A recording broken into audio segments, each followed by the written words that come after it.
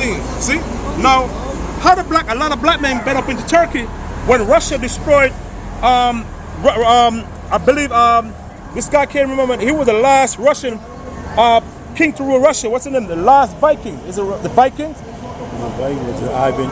No. I can't remember the guy's name, man. But he was the last Russian to rule Turkey. Nicholas II.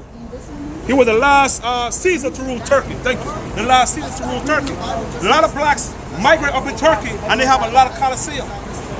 Okay? When the white men were up in Turkey in 1916, they found the blacks in Turkey, billionaires, man, with coliseum. Black people hold coliseum up in Turkey. Okay? This is a very good book to bring out, brother, bring out, man. Look at this. See? Negro drummers of the Spanish armies in Holland and Belgium. These people that's in Belgium were black. They were known as the Belgians. They were, what's the word Belgium come from? They were dark-skinned people. Okay? And the Spanish army in Holland, right? These are drummers. How the black men end up in Belgium? Because they were known as the Belgays. Okay? So when we're showing our people, man, about the history, they get mad at us and they want to argue with us and so forth, right? Now, when you read the whole book, you got blacks up in Russia. Peter the Great, he was a black man. He was the first black man to visit Western Europe. Okay, Western Europe. That was the empire that's known as the Byzantine Empire, not the Byzantine Empire. The Holy Roman Empire. The Eastern Empire was the empire of the Byzantine. Okay, so now the Western Europe, Peter the Great, of a Negro favorite by Scuren. But Peter the Great was a black man. Peter the Great was related to the brother by the name of Alexander Pushkin. Alexander Pushkin was a black man that invented the Russian language. Okay, I don't know if they have him in here, but he was a dark-skinned man with woolly hair. Okay, no, see right here. He also was a great playwright. Alexander Pushkin was also a great playwright and a writer. Exactly. Thank you. Playwright and he was a playwright and a comedian too, right? A writer and stuff. See, I don't know about comedian. He was the one that invented the Russian language. I don't know about comedian. So, right. So when you see the Russians speaking Russian, because before the Russians speak French, but these guys that was all over up in Europe, they were black folks, man.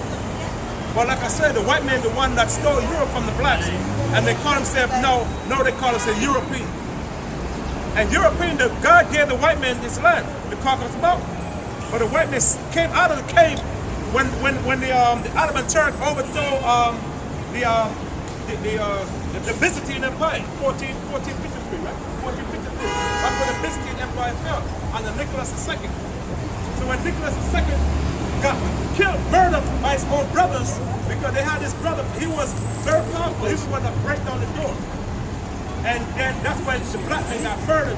Nicholas II got murdered by his own people. But then that's when Mehmed II came over to govern. That's when Ottoman Turks, they start taking over. They start spreading Islam all over the world under Ottoman Turks. Yeah. No. Before the slave trade, black was up in Europe. Before the slave trade. Right.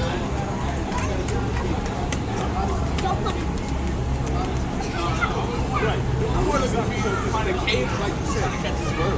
I feel it would be incredibly disrespectful. Right. Well, like the brother said, blacks was there. Give me the Colossians, read that one more time. Black was there way you have a Scythian and Phoenician. The Phoenician, they was in Russia way BC time, around 722 BC. During the time when the Syrian Empire took over the Northern Kingdom. The Scythian was there way during the time of the time period. Now, this is a book right here called Caesar and Christ. Very good book, man, when it comes to the history of our people. Caesar and Christ by Will Durant. The man does his homework. He can show you that the Phoenicians, they were dark-skinned people, and the Celtics, they were dark-skinned people. So when you read the Bible about the Galatians were Jews that occupied southern France and the whole region of France and so forth one time. The French language was invented by the blacks. Okay? This is page 39. Page 39, which tells you, he said, page 39 on page on the book called Season on Christ. It said, classic tradition ascribed the founding of the city of Phoenicia, or Dida, daughter of the king of Tyre. Her husband having been slain by her brother, she had sailed with other adventurous souls to Africa. Her city was called Carthage, new town to distinguish from Utica. So the city of Carthage was conquered, was occupied by what? By Hannibal. Hannibal was conquered by what? By this guy by the name of Leus Scipio, Alimentarius.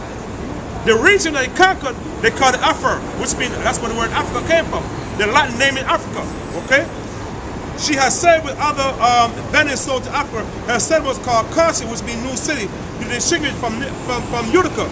The Greek transferred the name into Carchedon, the Roman into Carthage.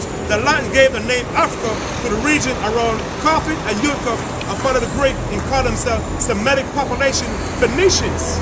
Okay? Now, you continue reading the book, because there's a lot of information how it describes the Jews they like to do with themselves, right? The same page 41, in a book called Season on Christ. They tell you the Carthaginians were Semitic, akin in blood of feather into ancient Jews. Their language now struck a Hebrew note, and when they called the chief magistrate Shafar, the Hebrew Shafar, which in the Hebrew is Shawapathium, which means judges. The men grew beard, like the brother got his beard, all the guys have beard. I don't have none. I'm trying to get some. But usually shave their upper lips with bronze razor. Most of them wore a fez or turban, shoe or sandal, and a long goose gown. But the upper class adopt the Greek style, see, of dress, right? The Greek style of dress, right? Give me Colossians 3:11. That was page 41. Page 41. So the Jews, some of the Jews adapt the Greek style, right? That's why I said there's no difference between the Greek and Jews. Colossians 3:11, read.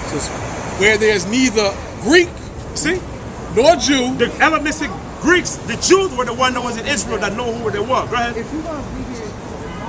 Circumcision nor uncircumcision.